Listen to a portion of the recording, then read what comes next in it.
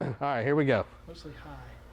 Now, we're going to spare you all the boring details of taking off this factory suspension, but we're going to run through what you need to take off, starting with the front. Basically, we removed the upper control arm, the spring, the lower control arm. We left the sway bar mount. We left the tie rods, but you will need to take the spindle and break the spindle apart because we're going to need the spindle to go on the control arms. So you'll need to take the brakes and all that stuff off the spindle too. So we're going to start out, we're going to install the upper control arm first. So basically you need all your bolts, and you've got a shim. The shim's got to go in up here.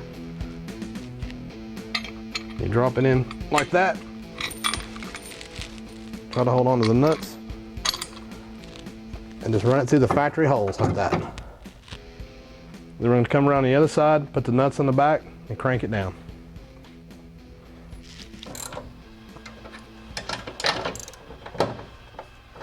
What do you torque them to there, Matt? Really tight. Like 1 drum? Really tight foot-pound. Now, if you have a friend, or if you got a lousy cameraman who won't help you, you know, you have to do it by yourself. So, but having a buddy would definitely make this go a lot faster. Sure.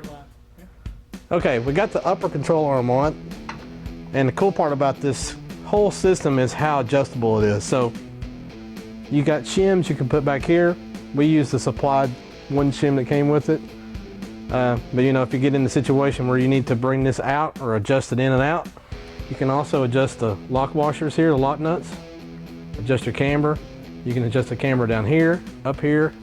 So it's pretty cool how adjustable this whole system is, so you can dial in your car perfectly.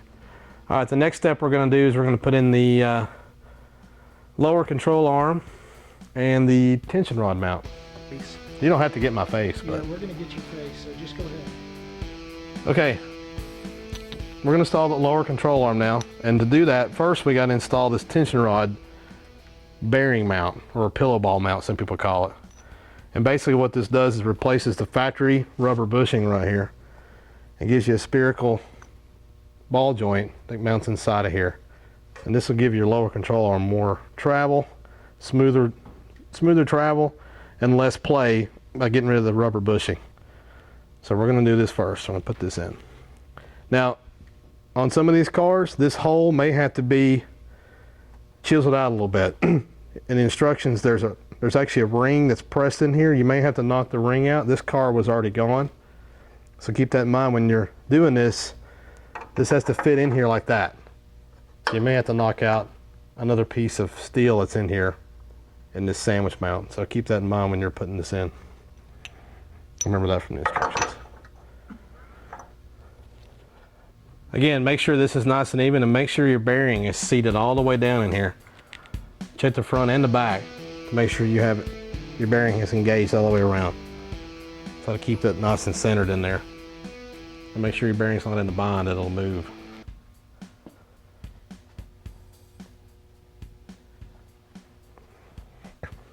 Now we're going to install the lower control arm. First thing you want to do is loosen this lock nut up. So you can turn this and adjust it as you need to when you're installing it to give you enough play to make it work, because you got to go into the tension rod mount and the lower control arm mount here. Now I put a little bit of all-purpose grease on here so this urethane bushing will slide in a little better and keep it from being so noisy. So we're going to slide this part into the tension rod mount. Then we're going to work our way up into the mount. There. That's all there is to that. Okay, so now we're going to put the lower control arm bolt in. And from the factory, Ford had a cam bolt that was here so you can adjust your camber and would rotate the lower control arm in and out. What Ridetech has is a series of holes drilled on a plate, so you can locate that more accurately and doesn't have any slop in there. It eliminates that play. But make sure you put the plate on this side is matched up to the other side. So these plates have to line up on both sides. So I'm going to go ahead and install this. There. The other thing to keep in mind when you're putting a suspension system in like this, don't crank everything down until you're done getting it mocked in. Set it up kind of rough. Then when you got all your pieces mounted up, Then go ahead and crank everything down when you're done. But leave it a little bit loose so you can work with it as you're installing components too. So we're just going to run that in. Not really tapping it all the way down yet, so we can put the coil spring in next and shock. I want to walk you through the steps of putting together the front coilover and shock for this Cougar. Ridetech has this really awesome upper shock mount, spring mount. It's all 6061 billet aluminum, really nice and pretty, really strong. So basically, this piece goes up inside the shock tower, and we'll show you that in a second. And there's a lip that sticks down from the upper shock tower that's got to go inside of this. So this is the top.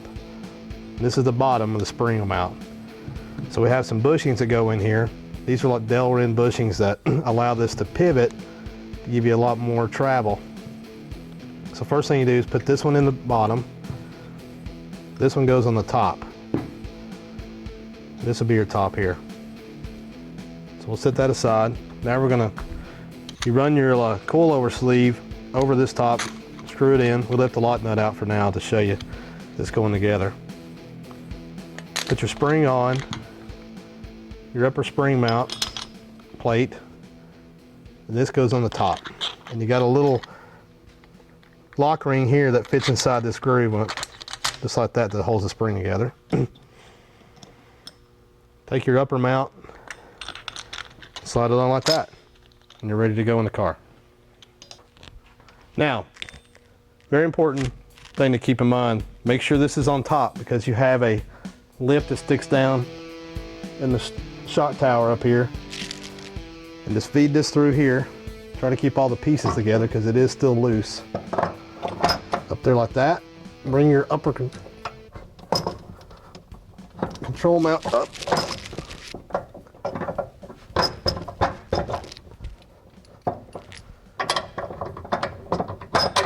Run the bolt through. Put your lock nut on.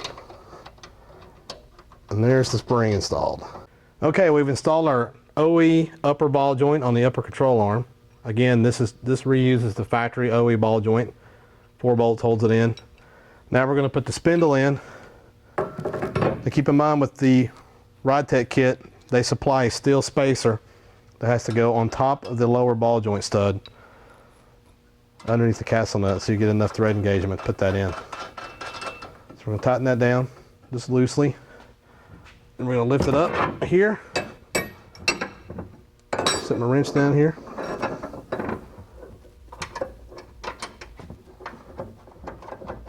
Just put that on to hold it. And we'll tighten it down.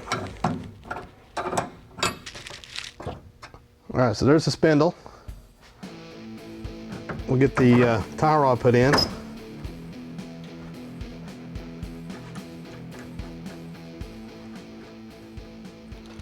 Okay, this is the sway bar link. What we've done is we've replaced ours with urethane bushings and a new bolt. You know, you can get this at pretty much any part store. You know, it's a good time while you're replacing all this stuff with new suspension parts. Go ahead and upgrade your sway bar end links to urethane because it goes a long way. So we're going to stick this in, and then the next scene we'll be working up on top, putting the upper spring mount in. We've lowered the car down, and we're going to put the upper shock mount plate on top of the shock tower. And this will locate the billet shock mount that's underneath the tower. And you notice you got some adjustments here. Now you want to turn your lower mount to the right bolt hole location. Get this on here. Don't forget your washer and your lock washer. And just get that started. And again, you want to just get this snugged up, but you don't want to crank it down because we still have to make some adjustments. And the next thing we do is we'll put the nut on here, pull all this together, and that'll be it.